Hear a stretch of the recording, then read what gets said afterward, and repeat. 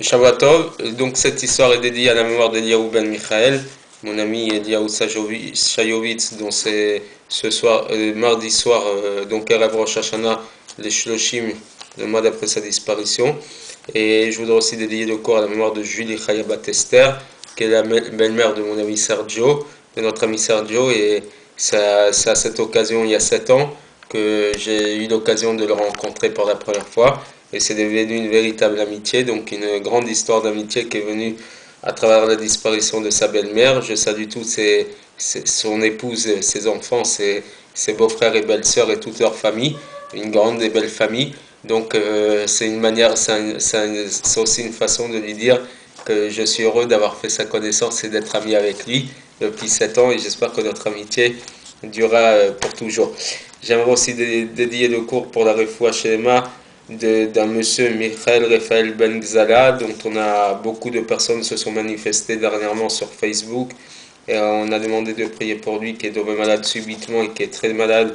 Et donc chaque mitzvah que vous pouvez faire pour sa refoua shelema lui servira beaucoup. Et c'est une occasion aussi de dire à mon ami Olivier, qui m'a fait part de cette demande, que je pense beaucoup à lui et aussi à son beau-père, dont c'était la semaine dernière la 3e année de sa disparition, Aaron Ben Fredj. Et donc je salue lui, son épouse, ses beaux-frères et belles-sœurs. Aussi pour la refoua shelema d'Aziza Bat Kamir, une dame qui a eu un accident la semaine dernière, et je lui souhaite beaucoup de bonnes choses. Pour la refoua shelema d'Atou Bat Kamouna, qui est donc la mère d'Olivier, m'a demandé de prier pour sa refoua, et pour sa belle-mère aussi, Léa Badrachmouna, qui se retrouve actuellement à l'hôpital. Je lui souhaite un bon rétablissement, une grande refoua shelema, une bonne guérison. Et je dédierai aussi pour la refoua shelema de toutes les personnes pour lesquelles j'ai l'habitude de dédier le cours. Déjà, Rav Gabriel Ben Sultana, qui va beaucoup mieux, mais j'espère qu'il ira encore beaucoup mieux et que j'aurai l'occasion de le voir encore dans d'autres smachot, comme ça a été le cas il y a quelques semaines. Pour Zaza Bat Zahiro, Zahava Devora Bat Michel Michal, Ilana Mazal Bat Esther, qui est retournée en Eretz Israël, et je lui souhaite que sa lia se fasse avec beaucoup de joie et de bonheur. Elon Ben Esther, ce bébé dont je n'ai pas de nouvelles, j'espère qu'il va bien. Yaakov Ben Rachel, Rivka Bat Devora, Rivka Bat Esther, Rina Bat Rava, Asnat Bat Baya, Patricia Bat Miriam, le jeune homme Jonathan Shimshon Ben Bako, le bébé Odaya Chaya Bat Viki, Rivka Shila. J'espère que notre ami Julien nous donnera des bonnes nouvelles.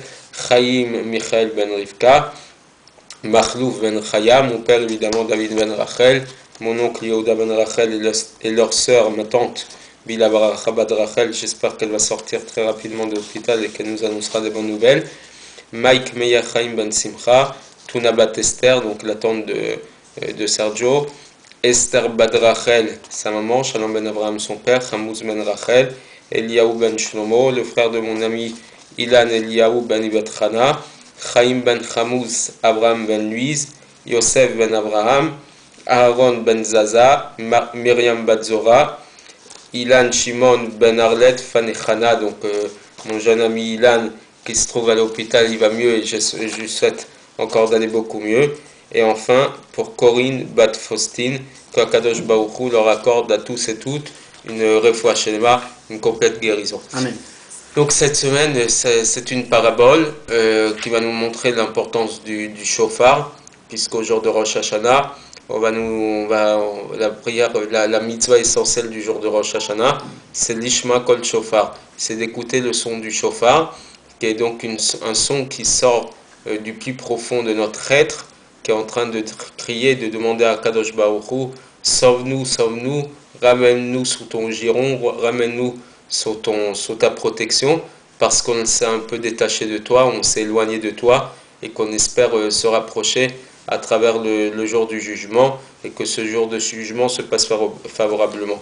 C'est ainsi que l'on raconte qu'un jour il y a un roi qui s'est égaré dans une forêt, et tout simplement il était perdu dans ses réflexions, il a marché dans une forêt et il s'est perdu.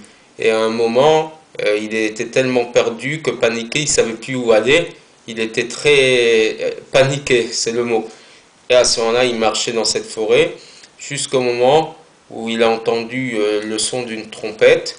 Il s'est approché de ce son-là, de cette sonnerie. Et là, à ce moment-là, il a vu une personne habillée peut-être en tyrolienne ou dans des habits de bûcheron. Et donc, la personne qu'il a reconnue, tout de suite l'a accueilli chez lui, lui a donné à manger, lui a donné le couvert, le gîte, et il l'a ramené le lendemain au palais. Et donc, le roi, pour le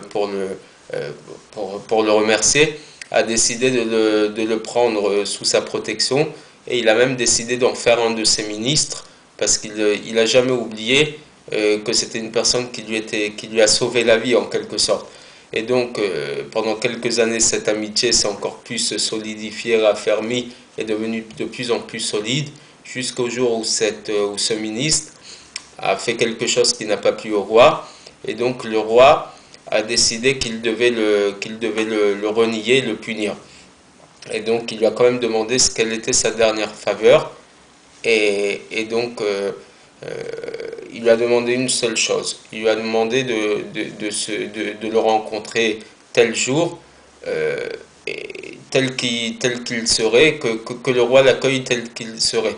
Et donc là, il est venu, le jour en question, habillé avec les habits dans lesquels le roi l'avait découvert, et avec la trompette par lequel le roi l'avait rencontré, et il s'est mis à siffler la même mélodie que le jour de leur rencontre. Et là, le roi s'est rappelé que finalement, c'est lui qui lui avait sauvé la vie, et il a décidé de lui pardonner pour l'erreur, la faute qu'il avait commise. Et c'est ainsi que nous, Akadosh Baruch Hu a toujours cherché à ce qu'on soit proche de lui.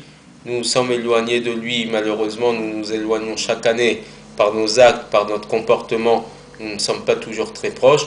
Mais lorsque l'on sonne le chauffard, c'est une manière de dire à Kadosh Baruch Hu, on s'est éloigné, mais tu sais que par ce chauffard, nous essayons de nous rapprocher de toi, nous essayons de faire teshuva, de revenir vers toi, et donc accueille-nous de cette manière-là. C'est ce que l'on va dire dans une des brachot, des bénédictions du Moussaf de Rosh Hashanah, Shomea Teroua Tamo Israël Berachamim, celui qui entend la sonnerie, donc la mélodie de son peuple Israël, avec beaucoup de miséricorde.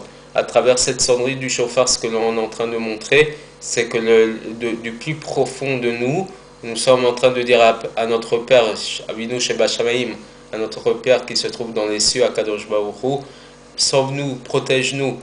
Nous savons que notre comportement n'est pas toujours comme il faut, mais nous avons besoin que tu nous pardonnes et que tu nous accueilles avec miséricorde. Bien évidemment, Akadosh Baruch Hu ne cherche que ça, à nous pardonner, à nous ramener sous sa protection. Il faut juste lui demander.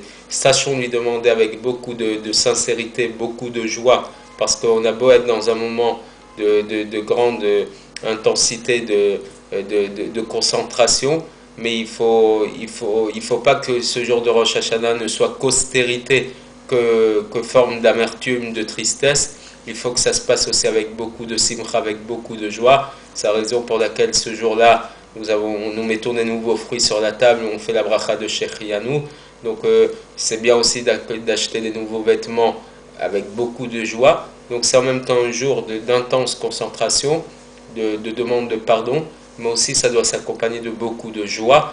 Donc Akadosh Baruch Hu nous accorde la joie, et espérons-le, comme j'ai terminé le cours, qu'il apporte aussi beaucoup de joie aux soldats de Tzahal, à tous ceux qui nous protègent, aux grands tzadikim. C'était là, en fin de semaine dernière, les 11 mois de la Hidoula de Rabbi Chaim Ovadia Yosef ben Georgia. Le Rabbi Ovadia Yosef, ça fait déjà 11 mois qu'il nous a quittés, que donc son mérite ainsi que le mérite de tous les tzadikim qui se trouvent aux cieux soit pour nous protéger, et qui nous accorde, qui prie tous pour que le Ham Israël vive que des moments heureux, des moments joyeux, et qui nous fasse venir la Géoula très très rapidement.